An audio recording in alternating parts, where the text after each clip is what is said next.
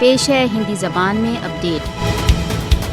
Khalistan referendum में पाकिस्तान द्वारा funding के आरोप कनेडियाई कोर्ट में निराधार सिद्ध हो गए। कनाडा में एक बड़े डिफेमेशन केस के पहले राउंड में खालिस्तान समर्थक सिख दल को पाकिस्तान समर्थन के आरोपण अन्याय संगत सिद्ध हो गए। कनाडा के ब्रॉडकास्टर टेरी ने सितंबर 2020 में Khalistan a project of Pakistan शीर्षक से एक विवादग्रस्त रिपोर्ट प्रकाशित की थी। कनेडियाई ब्रॉडकास्टर ने आरोप लगाया कि सिक्स फॉर जस्टिस तथा इसका खालिस्तान का अभियान पाकिस्तान द्वारा समर्थित तथा फंडिड है। पत्रकार टेरी की रिपोर्ट ने नितांत झूठा दावा किया है कि सिक्स फॉर जस्टिस यथार्थ में सिख लोगों का प्रतिनिधित्व नहीं करता। कनेडियाई ब्रॉडकास्टर ने आरोप लगाया है कि सिक्स फॉर जस्टिस पाकिस्तान के लिए काम कर रहा है तथा पाकिस्तान के लिए बोलता है। कनेडियाई लेखक टेरी ने जज के सामने स्वीकार किया कि उसके पास खालिस्तान समर्थक दल के पाकिस्तान द्वारा समर्थन तथा फंडिंग के कोई प्रमाण नहीं है।